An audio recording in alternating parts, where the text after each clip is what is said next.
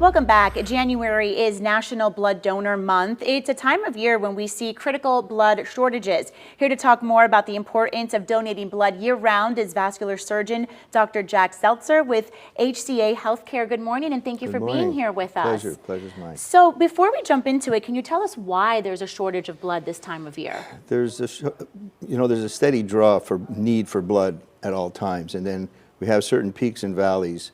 And it usually occurs around holiday time when people are traveling or people are preoccupied, and so they don't, they don't have time or they don't have the inclination to go and donate as they might usually do.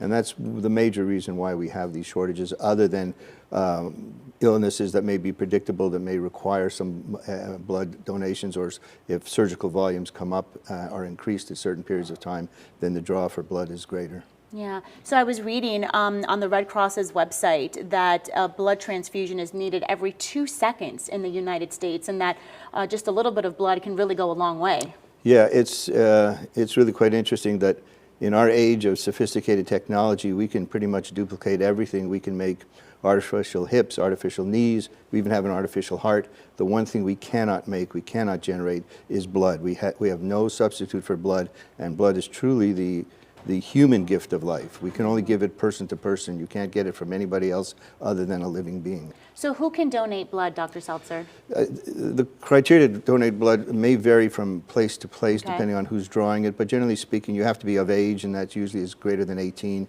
You have to be relatively healthy, so a certain body weight, 110 pounds, maybe a little bit greater than that. You have to be, generally speaking, healthy. There's usually a questionnaire that you fill out. Interestingly, you have to have not had any kind of skin invasive procedures like tattoos, any needle piercings or anything like that 3 months prior to giving blood, because the risk of transmission of a virus through a needle injection is always there. Okay, and what types are needed most? Well, we have 4 major blood types. Type O is the universal donor, and so that can be given to anybody. Type A and Type B are separate types, and Type AB is the universal recipient. And so types A and Type B are probably the ones that are more required. And then you have a lot of other factors, Rh negative, Rh positive, and a lot of other subtle antibodies, which means we need a large pool of donors to be able to satisfy the specific needs of any specific patient. And tell us just how far, just one donation can go. How many lives are we talking here that can be saved? It's hard to say how many lives, but blood is separated into components.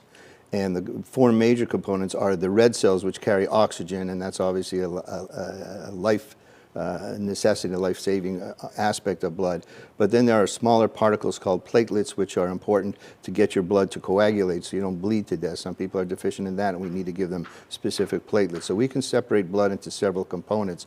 There's plasma, which is just the watery part that carries with it antibodies and carries with it other things where sometimes people need just volume to fill up the tank, so we give them plasma. And then there's the white cells, which are important in terms of fighting disease, and also there's certain types of specific products that we can derive from blood, like cryoprecipitate for hemophiliacs, and so it's become very, very sophisticated. The exact number of lives is hard to say. Goes a long way, though. But it does get separated out and goes a long way. Yeah. All right. Well, thank you so much for being here with us this morning. For more information, you can go to our website, WPBF.com, and search blood donation.